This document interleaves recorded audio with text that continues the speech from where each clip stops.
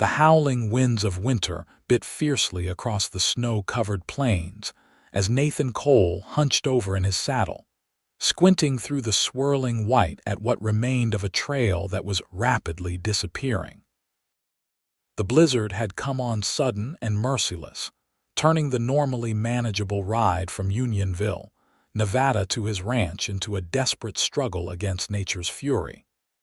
It was January 1876, and Nathan had only meant to make a quick trip into town for supplies. At 32, he was accustomed to the harsh realities of ranching in Nevada territory, but even he knew when he was outmatched. The temperature had plummeted, and his horse, Rusty, struggled through the deepening snow, each step becoming more labored than the last. "Just a few more miles, boy," Nathan muttered through his frost-covered scarf, though he was beginning to doubt his own words. The landmarks he typically used to navigate were obscured, and daylight was fading fast.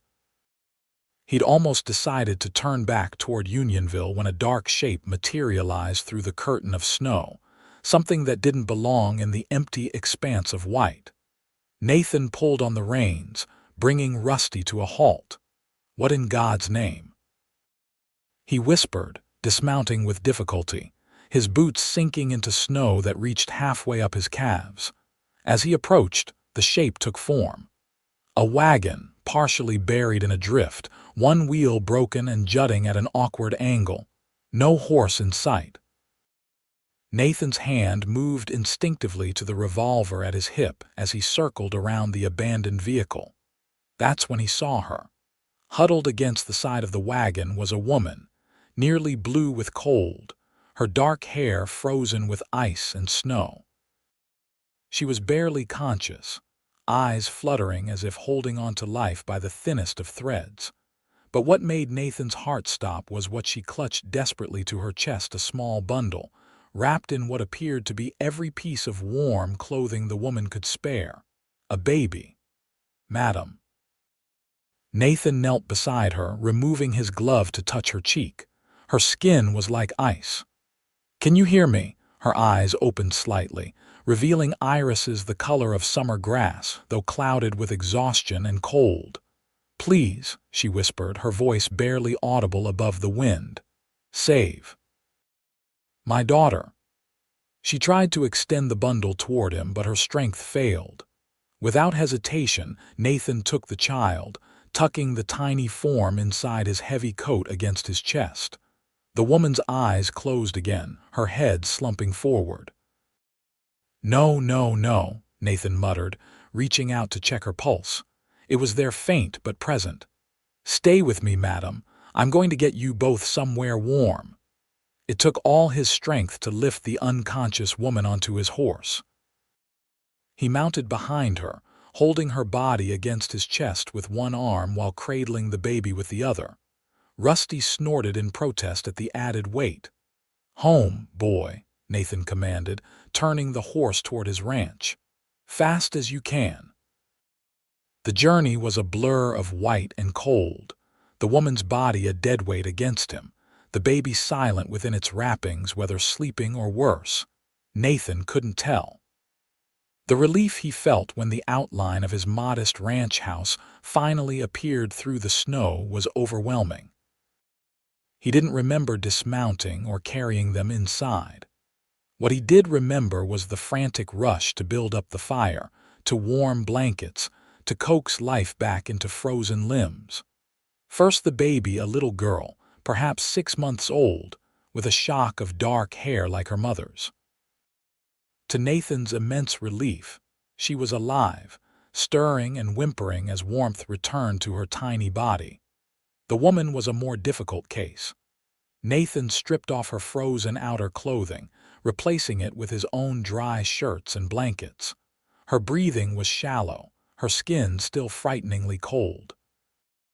"Come on," he urged, rubbing her hands between his. "Don't you dare die on me. Your little girl needs you." As if she heard him, the woman's eyelids fluttered again, those green eyes focusing on him with confusion. "My baby," she whispered. "She's right here," Nathan assured her, gesturing to where the infant lay bundled by the fire. "She's safe. You're both safe." The woman's eyes filled with tears before closing again, her body surrendering to exhaustion. Nathan continued his vigil through the night, alternating between tending the fire and checking on his unexpected guests. By morning, color had returned to the woman's cheeks, and the baby was awake and fussing with hunger. Nathan had never felt more helpless than when faced with a hungry infant. He had no milk, no proper food for such a small child. In desperation, he soaked a clean cloth in warmed water sweetened with a touch of honey, letting the baby suck on it while he prepared to ride for help. The woman woke just as he was about to leave. "Where am I?" she asked, her voice stronger than the previous night but still raspy from cold. "My ranch, about 5 miles outside Unionville," Nathan replied, crouching beside her. "I found you in the snow with your little one. I'm Nathan Cole." "Grace," she said after a moment, as if deciding whether to trust him with her name. "Grace Newman, and that's Lily." "She's hungry," Nathan explained. "I need to ride into town for supplies. Will you be all right until I return?" Grace struggled to sit up, wincing with pain. "My leg." Nathan pulled back the blanket to find her right ankle swollen to twice its normal size. "Broken, maybe," he said grimly. "Or a bad sprain. Either way, you won't be going anywhere for a while." Fear flashed across Grace's face. "I can't stay here." "We have to. You can't travel in this condition," Nathan interrupted firmly. "Not with a baby, not in this weather. Whatever you're running from will have to wait." Grace looked as if she wanted to argue but instead held out her arms for her daughter. Nathan carefully transferred the fussing child to her mother. "I'll be back as quick as I can," he promised, heading for the door. He paused, hand on the latch. "You'll be safe here, Mrs. Newman, I give you my word." "Miss," she corrected quietly. "It's Miss Newman." Nathan nodded and stepped out into the blinding white morning, thinking about green eyes and the weight of promises as he saddled Rusty once more. The trip to Unionville and back was arduous, but Nathan returned by mid-afternoon with supplies. Milk from Mrs. Patterson's goat, soft foods for the baby, bandages and medicine for Grace's leg. The town doctor, Henry Wilkins, had insisted on accompanying him back to the ranch. Concern etched on his weathered face when Nathan described the condition of the woman and child. "Mighty lucky you found them when you did," Dr. Wilkins commented as they approached the ranch. "Another hour in that cold, and we'd be digging graves instead of setting bones." Grace was awake when they entered, sitting propped against pillows with Lily asleep in her arms. Her wary gaze followed Dr. Wilkins as he introduced himself and began examining her injury. "Broken, as our Mr. Cole suspected," the doctor announced after a thorough examination. "I'll set it and splint it, but you won't be walking properly for at least 6 weeks. 6 weeks." Grace's voice rose in alarm. "That's impossible. I need to leave as soon as possible." Dr. Wilkins shook his head firmly. "Try to walk on this too soon and you might never walk right again. Is that what you want?" Grace fell silent, her jaw tight with frustration. Nathan watched as the doctor set her ankle, her face paling with pain though she didn't make a sound. When the doctor finished, he pulled Nathan aside. "She needs rest, good food, and time to heal," he instructed. "The baby appears healthy but should be watched for signs of fever or cough. Winter exposure can be tricky with little ones." "I'll take care of them," Nathan assured him. "I'm sure you will," Dr. Wilkins replied with a knowing look that made Nathan feel inexplicably self-conscious. "I'll check back in a week. Send for me sooner if either condition worsens." After the doctor left, an awkward silence filled the small house. Grace sat stiffly in the bed, Nathan's bed, which he had insisted she take. The baby had woken and was contentedly drinking the goat's milk from a small bottle Nathan had procured. Why are you doing this?" Grace finally asked, her green eyes direct and challenging. Nathan busied himself with stoking the fire. "Doing what?" "Taking in strangers, giving up your bed, riding through a blizzard for supplies." He turned to face her, surprised by the question. "Would you rather I'd left you in the snow?" "No," she admitted, "but most men would have taken us to town, to a boarding house or church, not brought us to their private home." Nathan considered this. It hadn't even occurred to him to take them anywhere but his ranch. Something about the sight of her clutching that baby in the snow had awakened a fierce protectiveness he hadn't known he possessed. Town was too far. "You needed immediate warmth," he said simply. "And now the doctor says you need weeks of rest. My home is yours until you're healed." Grace studied him as if trying to decipher a difficult text. "And what do you expect in return, Mr. Cole?" The implication wasn't lost on Nathan. He straightened, offended. "Nothing, Miss Newman. I expect nothing except that you focus on getting well for your daughter's sake." She had the grace to look embarrassed. "I apologize. It's just, I've learned to be cautious." "Apology accepted," Nathan said, his tone softening.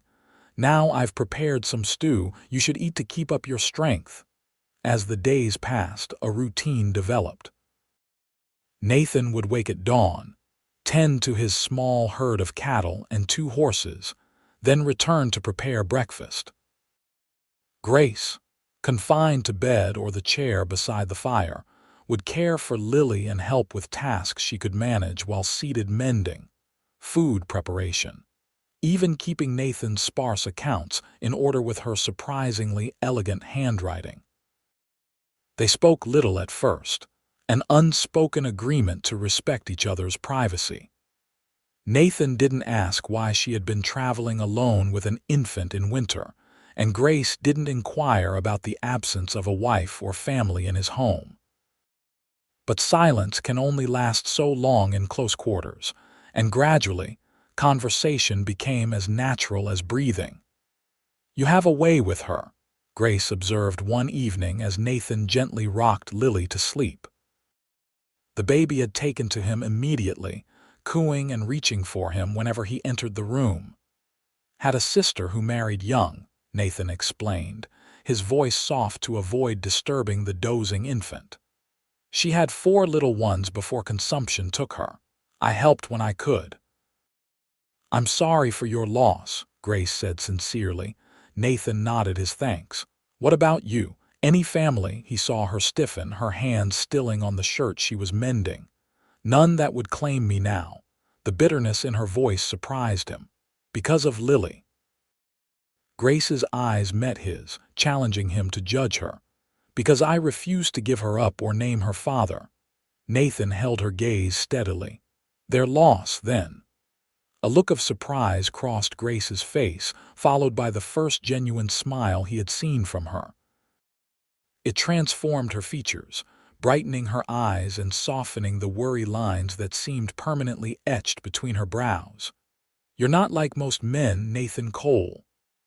"I'll take that as a compliment," he replied with a small smile of his own. February brought more snow but less biting cold. Grace's ankle healed slowly but steadily, and under Nathan's care, both she and Lily began to thrive. The baby grew chubby-cheeked and more active, filling the once quiet ranch house with gurgles and squeals of delight. Nathan found himself looking forward to returning to the house after his chores, anticipating Grace's smile and Lily's excited wiggles when he appeared. He began extending his trips to town, bringing back not just necessities but small luxuries: a length of pretty calico, a jar of peach preserves, a carved wooden rattle for the baby. "You're spoiling us," Grace protested when he presented her with a book of poetry one evening. "Just trying to keep you from dying of boredom," he replied with a shrug. Though they both knew it was more than that, one night, as a heavy snow fell outside, Grace finally told him her story. How she had been a teacher in Sacramento, respectable, and well-regarded until she fell in love with the married school board president. How he had promised to leave his wife, then abandoned Grace when she revealed her pregnancy. How her own parents had offered her a choice: give up the baby for adoption or leave their home forever. "I chose Lily," she said simply, gazing at her sleeping daughter. "I took what savings I had and headed east, thinking I might find work in one of the mining towns as a teacher or shopkeeper. Somewhere no one knew me. And the storm caught you unprepared," Nathan finished for her. Grace nodded, tears filling her eyes. "I was a fool. I nearly killed her with my ignorance and pride." Without thinking, Nathan reached across the small table and took her hand in his. "You saved her. You wrapped her in your own clothes, gave her your warmth when you had none to spare. That's not pride, Grace. That's love." She turned her hand in his, their fingers interlacing naturally. "Thank you," she whispered, "for saying that, for everything." Nathan felt something shift between them in that moment, like the first thaw after a long winter. He wanted to pull her into his arms, to tell her that her courage awed him, that her gentle strength had awakened something in him he thought had died years ago. But he held back, uncertain if she was ready for such declarations. Instead, he gave her hand a gentle squeeze before releasing it. "We should get some rest. Tomorrow's going to be another cold one." As February gave way to March, Grace's ankle improved enough for her to move around the house with the aid of a crutch Nathan had fashioned for her. Her increased mobility seemed to coincide with an increased restlessness, a fact that did not escape Nathan's notice. "Spring will be here soon," she remarked one afternoon as she stood at the window, watching the first hints of melting snow. "The roads will clear." Nathan felt a chill that had nothing to do with the weather. "That's true," he said carefully, keeping his eyes on the leather he was repairing. "Makes travel easier." Grace turned to look at him, her expression unreadable. "I've imposed on your hospitality for too long already." "It's not an imposition," Nathan replied, perhaps too quickly. He set aside his work, meeting her gaze directly. "Grace, you and Lily are welcome here for as long as you wish to stay." "And how long would that be acceptable to you, Mr. Cole?" she asked, her tone formal yet trembling slightly. "Another month, a year." Nathan stood, crossing the room to stand before her. "How does forever sound?" Grace's eyes widened, her lips parting in surprise. "Forever. I know it's sudden," Nathan continued, the words tumbling out now that he'd started. "And I know you've had reason to distrust men's promises. But these past weeks, having you and Lily here, it's like this house finally became a home." "Nathan, let me finish," he said gently. "I'm not asking for anything you're not ready to give. I'm just asking you to stay, to give us a chance to see what this might become." Grace's eyes filled with tears, but she was smiling. "And if I stay, what then?" "Then we take each day as it comes," Nathan replied, reaching up to brush a tear from her cheek. "I'll work hard to provide for you both. Lily will grow up with clean air and space to run, and you—" He paused, gathering his courage.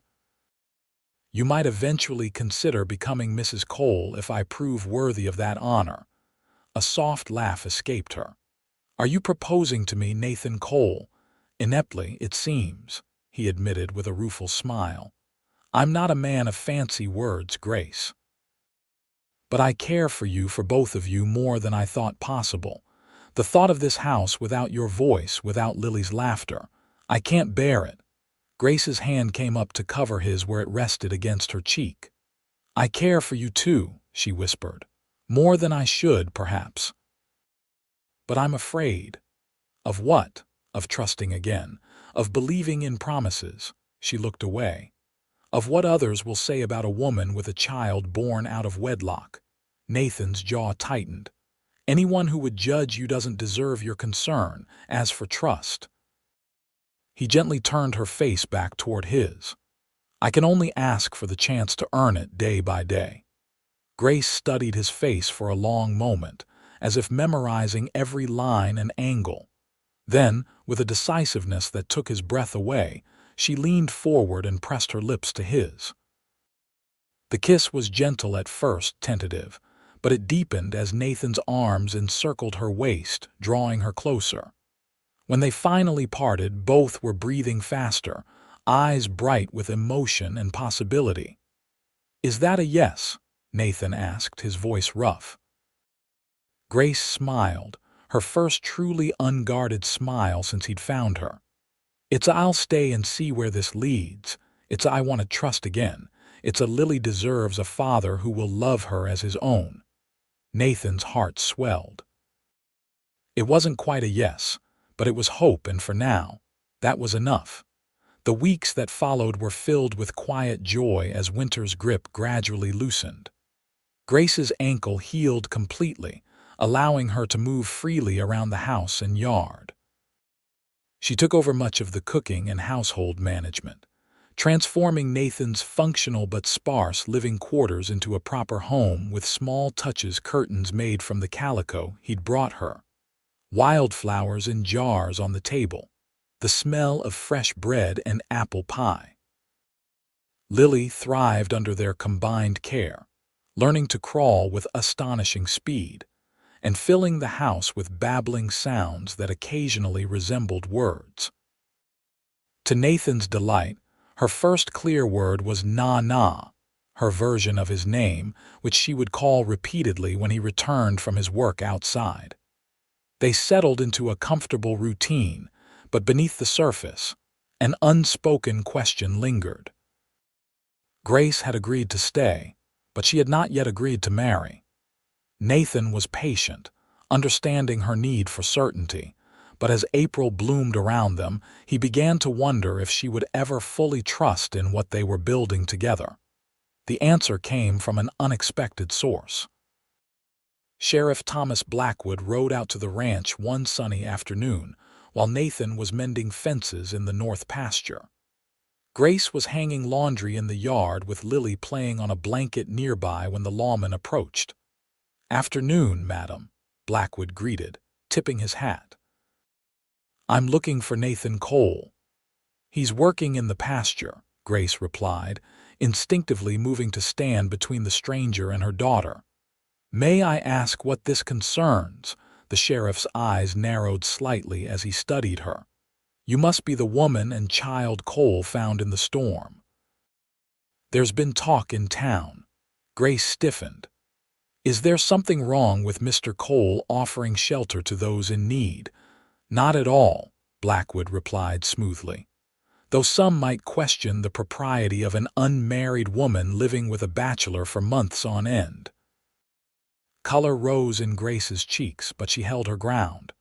"Mr. Cole has been a perfect gentleman. My injury prevented travel until recently." "And yet you remain," the sheriff observed. "Curious, given that your ankle appears fully healed." Before Grace could respond, Nathan appeared, striding quickly from the pasture, his expression thunderous. "Sheriff Blackwood," he called. "What brings you all the way out here?" The sheriff turned, his hand casually resting near his gun. "Just following up on reports of strangers in the area. Your guests have caused quite a stir in town." Nathan moved to stand beside Grace. "Miss Newman and her daughter are under my protection. Any stir is none of my concern, nor should it be yours." "Perhaps not," Blackwood conceded. "Though I do have an interest in a woman matching her description who abandoned a wagon near the Humboldt River 2 months back." "Wagon registered to one Joshua Newman of Sacramento." Grace paled. "My father's wagon. I didn't abandon it, the wheel broke in the storm." "Convenient explanation," the sheriff remarked, "especially since there's a report from California suggesting a young woman absconded with family property after a disagreement." Nathan stepped forward, his voice dangerously quiet. "Are you charging Miss Newman with a crime, Sheriff?" Blackwood hesitated. "Not at this time, but the situation remains irregular." Then I suggest you return to town and inform the gossips that Miss Newman has agreed to become my wife," Nathan declared, taking Grace's hand firmly in his. "The ceremony will take place as soon as arrangements can be made." Grace's startled gaze flew to his face, but Nathan kept his eyes locked on the sheriff's. Blackwood looked between them, then shrugged. "That would certainly simplify matters. I'll pass along the news." He touched his hat brim. "Good day to you both."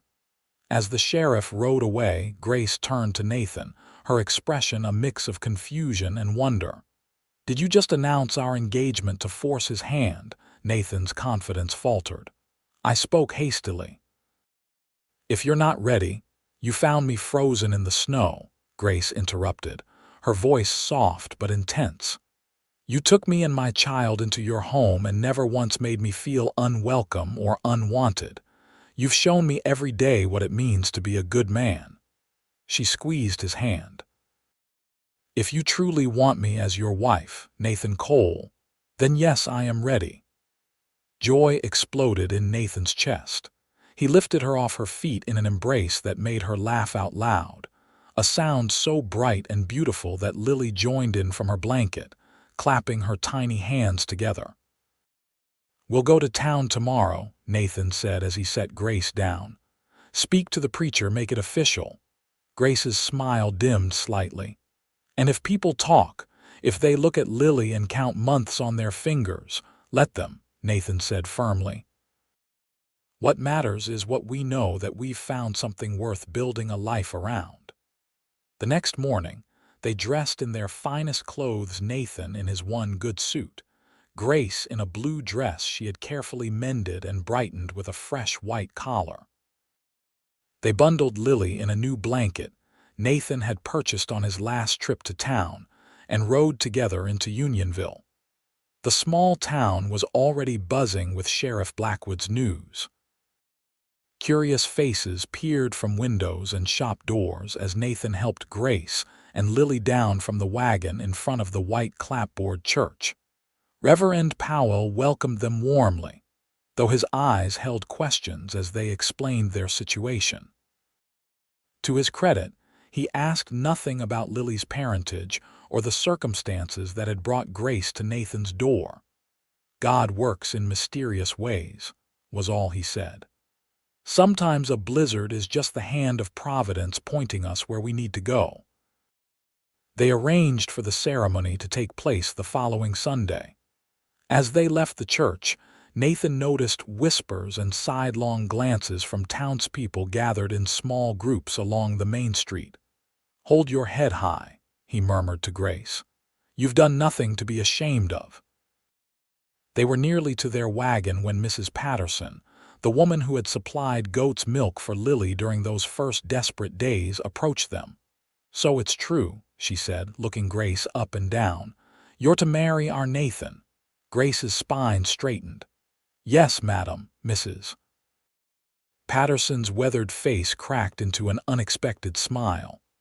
"About time he found someone to put color in his cheeks. That man's been alone too long." She turned her attention to Lily, who was watching her with wide, curious eyes. "And this little one needs a proper name. Cole is a good one." The tension in Grace's shoulders eased slightly. "Thank you, Mrs. Patterson." "Don't thank me yet," the older woman replied. "I'm bringing my famous blackberry pie to the wedding.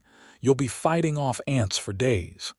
Nathan laughed, the sound drawing more attention from onlookers. "We'd be honored, madam." As they continued to the wagon, Dr. Wilkins emerged from his office to offer congratulations, followed by the general store owner and the blacksmith. Not everyone was welcoming. Nathan noticed the banker's wife pull her children closer as they passed, but enough friendly faces appeared that Grace's step had lightened considerably by the time they departed. "That wasn't so terrible," she admitted as they drove home. Nathan smiled. "People will talk for a while, then find something new to gossip about. By summer's end, no one will remember there was ever a time you weren't Mrs. Cole." "Mrs. Cole." The name sent a thrill through Grace that was visible in the blush that spread across her cheeks. The wedding day dawned clear and mild, a perfect spring Sunday. Grace had worked late into the nights preceding it, altering her blue dress with lace Nathan had purchased from a traveling peddler. Lily wore a new white gown that Grace had sewn from one of Nathan's old shirts, cleverly disguised with ribbon and tiny embroidered flowers. The church was surprisingly full, curiosity drawing even those who had been coolly disapproving earlier in the week. But as Grace walked down the short aisle toward Nathan, Lily in her arms, she saw only his face, the wonder and love in his eyes making everything else fade away. The ceremony was brief, but heartfelt. When Reverend Powell pronounced them husband and wife, Nathan kissed her with such gentle passion that several of the women in attendance sighed audibly. And when he took Lily from Grace's arms and pressed a kiss to the baby's forehead, declaring her officially his daughter in the eyes of God and man, there wasn't a dry eye in the building. The celebration afterward was more festive than either had expected. Tables were set up in the churchyard, laden with food contributed by neighbors. Mrs. Patterson's blackberry pie held pride of place beside a wedding cake, donated by the hotel's cook. "Seems like half the county turned out," Nathan remarked as they greeted yet another well-wisher. "People love a good romance," Dr. Wilkins commented, overhearing as he approached to offer his congratulations. "Cowboy finds frozen woman and child, saves their lives, falls in love. It's the stuff of dime novels." Grace laughed, bouncing Lily on her hip. "I assure you, it felt far less romantic when I was half dead with cold. But look at the happy ending," the doctor replied with a smile. "Sometimes the best stories start with the worst circumstances." As the sun began to set, Nathan and Grace said their goodbyes and climbed into the wagon for the journey home, their home now, truly and legally shared. "What are you thinking, Mrs. Cole?" Nathan asked as they drove, noticing Grace's contemplative expression. She smiled at the name. "I'm thinking how strange life is. 4 months ago I was certain I had lost everything, my reputation, my family, perhaps even my life and Lily's. And now—" She reached for his hand. "Now I have more than I ever dreamed possible." Nathan squeezed her fingers, his heart so full it almost hurt. "We've only just begun," he promised. That night, after Lily was asleep in her cradle, a beautiful piece Nathan had crafted as a wedding gift, husband and wife came together for the first time. Their lovemaking was tender and unhurried, a physical expression of the bond that had grown between them over the months of shared meals, conversations by firelight, and the joint care of a small child who had captured both their hearts. Afterward, lying in each other's arms, Nathan traced lazy patterns on Grace's bare shoulder. "Happy," he murmured. "Completely," she replied, pressing a kiss to his chest, directly over his heart. "Though I keep expecting to wake up and find this was all a dream, that I'm still out in that blizzard, hallucinating from the cold." Nathan's arms tightened around her. "This is real, Grace. And I promise you, as long as I'm alive, you and Lily will never be cold or afraid or alone again." The words were spoken quietly, but with such conviction that Grace believed them to her core. For the first time since learning of her pregnancy, she felt truly safe. Spring gave way to summer, and the small ranch flourished under their combined efforts. Nathan's cattle herd increased with a successful calving season, and Grace started a vegetative garden that yielded more produce than they could use. They began selling the excess in town, using the money to make improvements to the house, including an addition that would serve as Lily's room as she grew older. Their acceptance in the community solidified as weeks passed without scandal or incident. Grace began teaching reading to several neighboring children, whose parents couldn't spare them for regular schooling, earning both respect and a modest income that she insisted on contributing to their household funds. "You don't need to work," Nathan told her one evening as she checked over her students' practice letters. "We have enough." "I know," Grace replied, looking up with a smile, "but teaching isn't work to me, it's a calling, and I want to contribute more than just keeping house." Nathan leaned down to kiss her forehead. "You contribute more than you know just by being here, but I understand. Just don't tire yourself too much." Her smile turned mysterious.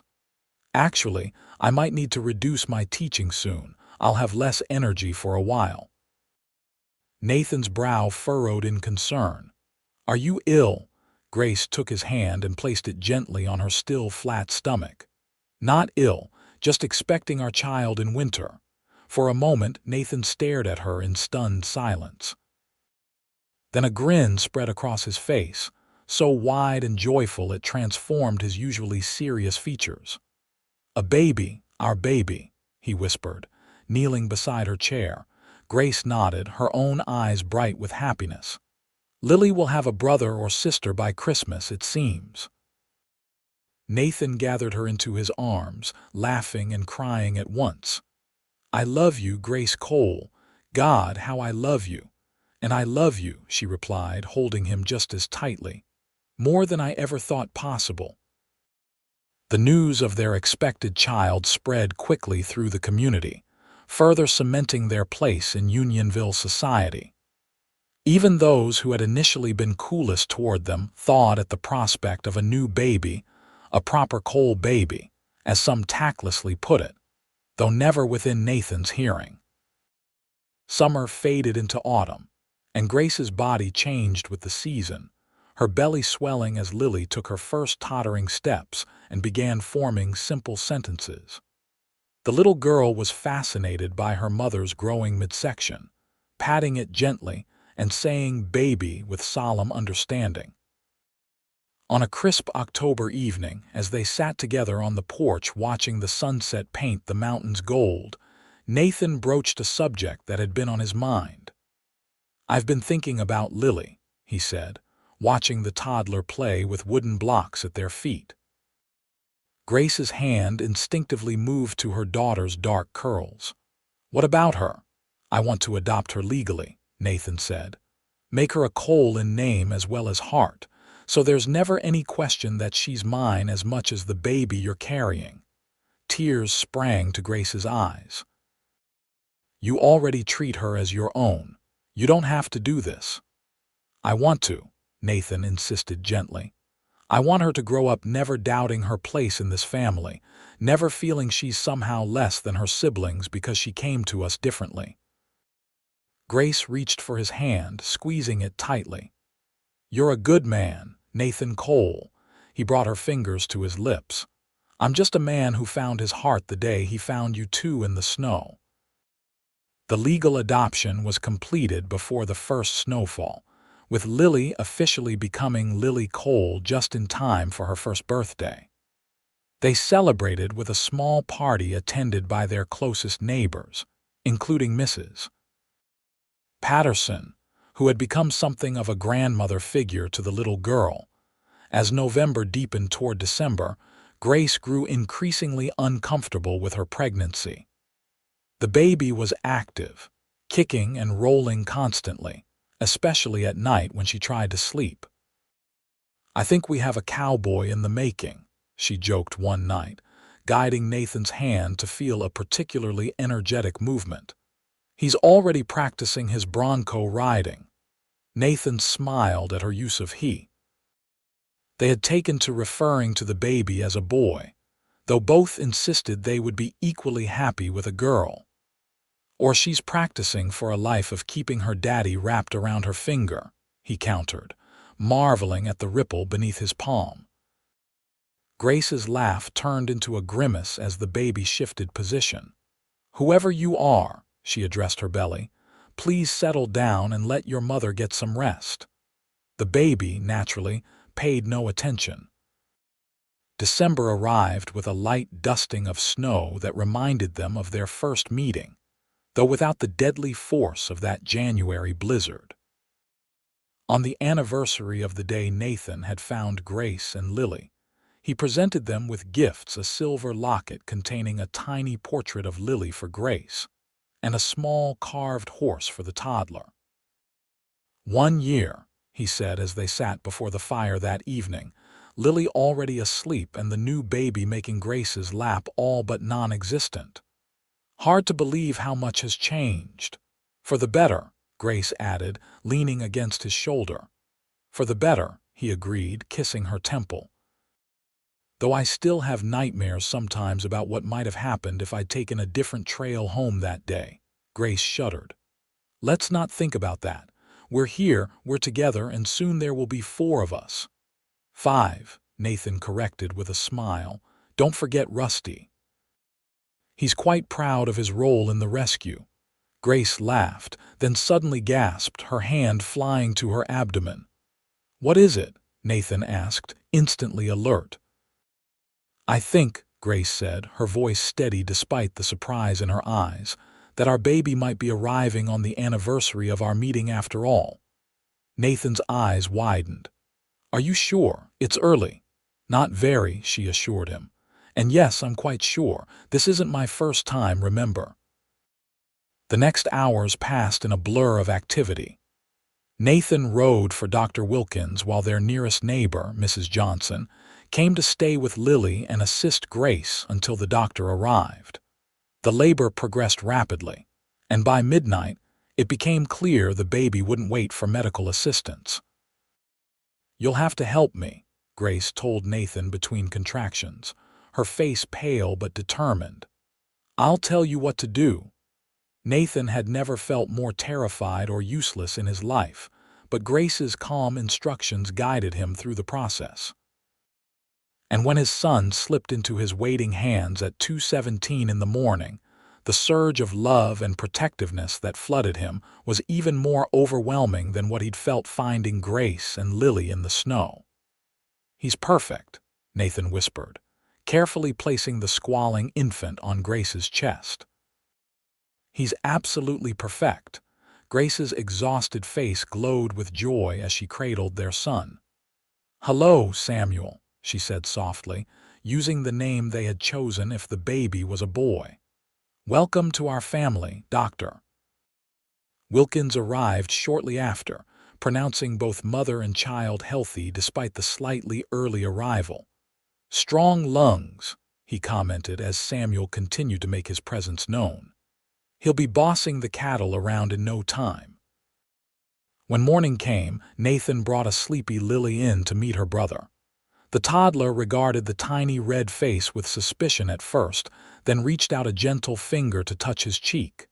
Baby, she declared solemnly. That's right, sweetheart, Grace confirmed. This is your brother, Samuel. Sam, Lily pronounced decisively, and the name stuck. The winter passed in a haze of midnight feedings, diaper changes, and the wonderful chaos of a household with a toddler and a newborn. Despite the lack of sleep and constant demands, Nathan found himself happier than he had ever thought possible. Watching Grace nursing Sam while Lily played at her feet, he sometimes had to remind himself that this was real, that they were his, that he hadn't dreamed the family he had always wanted but never expected to have. As spring returned, bringing the first anniversary of their wedding, Nathan surprised Grace with a gift he had been working on for months. While she was distracted with the children, he led her outside to where a carriage stood smaller and more elegant than their utilitarian wagon. What is this? Grace asked, eyes wide. For you, Nathan replied. So you can take the children to town more easily or visit the neighbors without waiting for me to drive you. Grace circled the carriage, admiring the gleaming wood and comfortable seats.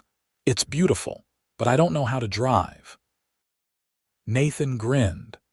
That's the second part of the gift. I'm going to teach you.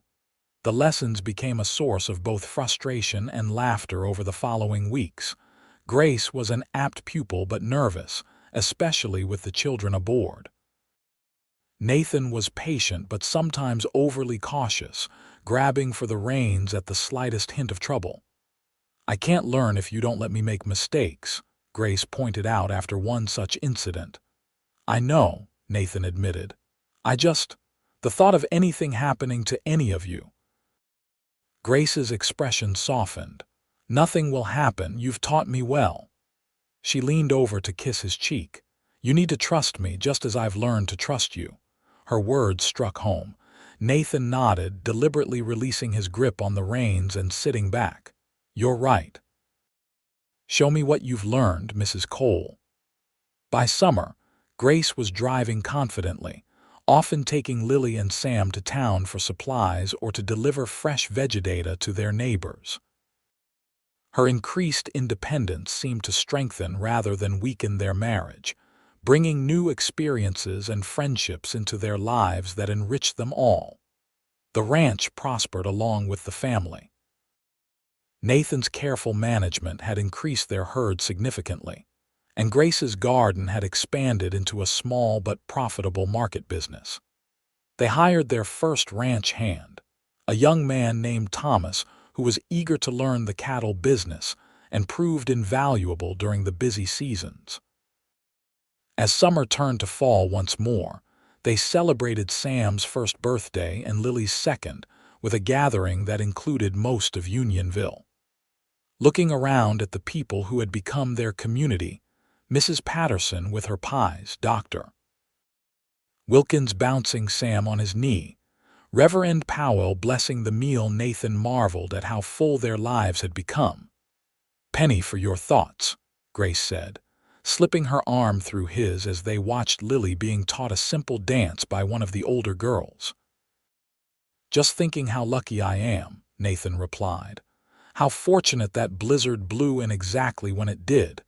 Grace leaned her head against his shoulder. "Divine intervention, according to Reverend Powell." "Maybe he's right," Nathan mused. "Though I prefer to think it was you fighting so hard to keep Lily alive that fate itself couldn't bear to let you fail." Grace smiled up at him. "Either way, I'm grateful every day for the man who found us in the snow and refused to let us go. And I'm grateful for the woman brave enough to start over, to trust again," Nathan replied, bending to kiss her softly. "I love you, Grace Cole." "And I love you, Nathan Cole," she whispered against his lips. "Forever." As their guests began to depart with the setting sun, Nathan stood on the porch of their expanded home, watching Grace bid farewell to the last visitors. Lily was asleep on his shoulder, exhausted from the excitement, while Sam dozed in a basket nearby. 2 years earlier, he had been a solitary man in a too-quiet house, with little to look forward to beyond the changing seasons and the routine of ranch work. Now, his days were filled with the chaos and joy of family. Lily's constant questions, Sam's first tentative steps, Grace's warm presence in their bed each night. When Grace joined him on the porch, slipping her arm around his waist and sighing contentedly, Nathan knew with absolute certainty that finding her and Lily half frozen in that snowdrift was the moment his life truly began. And bringing them home, never letting them leave again, was the wisest decision he would ever make. "Let's put these little ones to bed," Grace suggested, lifting Sam from his basket. "Then perhaps we could enjoy some time alone." Nathan smiled, recognizing the glint in her eye that promised more than just conversation. "Lead the way, Mrs. Cole. I'll follow you anywhere." Hand in hand, they carried their sleeping children into the house, closing the door on the gathering darkness outside. Within, warmth and light surrounded them, not just from the lamps and fireplace, but from the love that had transformed a chance encounter into a lifetime of happiness. A love born in the freezing cold of winter, but strong enough to warm them for all the seasons to come.